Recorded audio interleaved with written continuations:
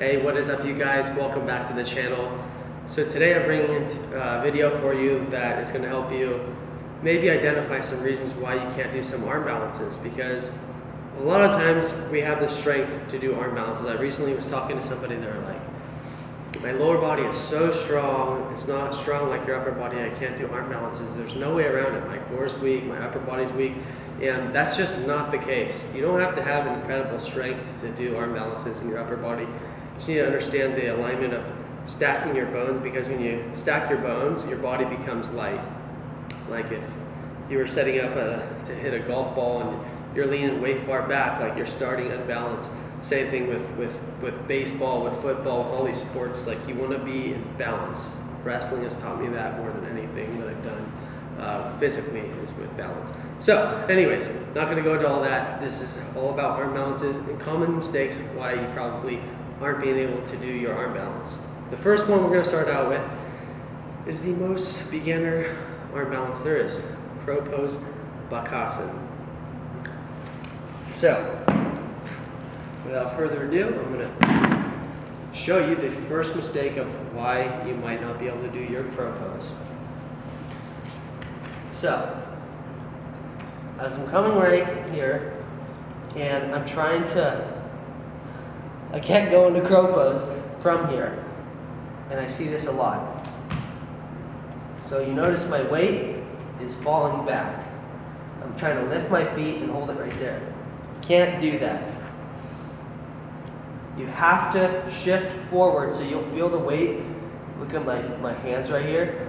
You'll see the weight transfer from the heels of my hands. See the knuckles are going down now? Now that my knuckles are down as I'm shifting forward, then I can lift the feet.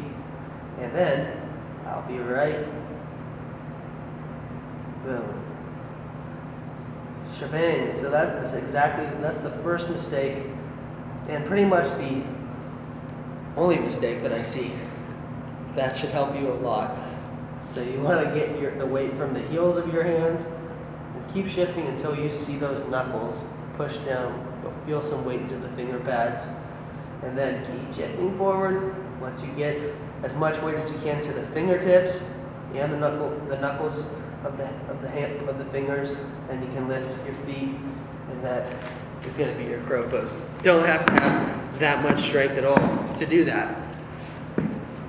It's not that hard, I'm telling you though. But when you're trying to lift your feet and you're not bringing your weight forward, the feet aren't going to stay off the ground. They're going to go right back down, because if you say you weigh a 200-pound man or a 100-pound girl, 100 whatever pound girl, if you take 80% of that weight or 75% of that weight and leave it back here and only 25% here, the teeter-totter is going to go this way, the scale's going that way. You have to balance it out to where your weight is even forward and even backwards, and that will transition also into other arm balances. Now the next one we're going to do is, it's going to be side crow. So it's the same thing, just with a twist. Hands are on the left side of the thigh and on the floor. So a lot of times the main mistake that I see here is not enough of a twist. So you have to really take my shirt off, so you can see my stomach right here. You have to really breathe in, then breathe all the way out, right? And then get as deep as you can with the wrap. So do you see how wrapped I am right here? See how deep this elbow is? And then the second mistake, so that's the first mistake, not enough wrap your elbows. Because when you come here, right, it's going to slide right down the arm like that. So that's the first mistake, not having enough of a wrap. Then the second one is, so there's this way to come to side crow, and then there's this way. And this is the way that I see mistakes, because you have to be able to swing your legs way up here like this. And that does take a lot of strength, so your legs are going to slide down. So you want to get your deep wrap, bring your hands down here, and keep this wrap as your hands are going down. Then you sit your butt down, and then here's that weight transfer that I'm talking about. This is the third biggest mistake. And I'm not laughing because like I'm making fun of you or anything. It's drove me crazy trying to figure these things out on my own. I'm trying to save you from having to do that. I can't lift my feet because my weight's all on my right hand there. I have to get the weight over to my left hand. So I lean my body weight to my left so that the weight's half in the left hand, half in the right hand. Then I can lift the feet. And the feet won't fall back down. So that was a little harder than the first one, for sure. But nonetheless, those are like the 2 arm balances you will do and be asked to most likely do in yoga classes that you go to. They'll be offered. You don't have to do them. You don't have to do any pose you don't really want to do. But yeah, now we'll do one more. What's the second pose that I would? So crow, side crow, and not grasshopper. Let's do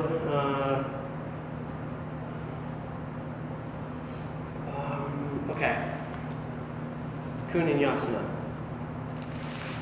Kunyasana, both of them. Kunyasana 2 right here. So Kunyasana is this pose right here. I'm going to show you the mistake that I see. So the mistake that I see is when you're trying to focus, the person is trying to focus too much on getting into the pose and rushing it. You need to take your time. So even if you can't kind of just float into it like that, you'll start in this position right here. Just like this. Just like that. So it's knee, 90-degree angle with the knee. And then take the armpit across the knee, drive with the elbow, get this hand down. You're gonna feel a crazy stretch on the left oblique there. Then this hand will be down. I'll take my right outer hip bone, bring it to my right hip, keeping this leg extended if I can, and then as I lift the back knee, boom. My hip stacks right on my elbow. I draw the elbows back and in, and then extend through the legs. Show you on this side. This, once you kind of get the mechanics down, this is really easy to do. Just takes some flexibility. A lot of arm balances are not hard. The body just needs to be open and learn to extend the limbs and stack the bones. So here we go. Get the armpit, wrap it, bring the hand as far as I can this way, where the arms damn near straight, hands are shoulder distance apart. Here we go. Now, this leg is staying energized, like I'm extending, like I'm trying to slide this mat to my right. And then the back knee lifts by lifting the back foot. This elbow bends, and I drop the outer hip on this elbow. Extend the legs, and lift the chest. My foot's going up the wall. Look, the wall's here in the way. So that's how you do that. I'm telling you, it's just take it really slow and don't rush it. That is the biggest key mistake that I see students make when I'm in class, teaching, looking around, watching things in workshops, etc. Now we'll do Kunyasana 1. Funny, I got these two, like 1 and 2, mixed up. Had them mixed up for a long time, but not anymore because,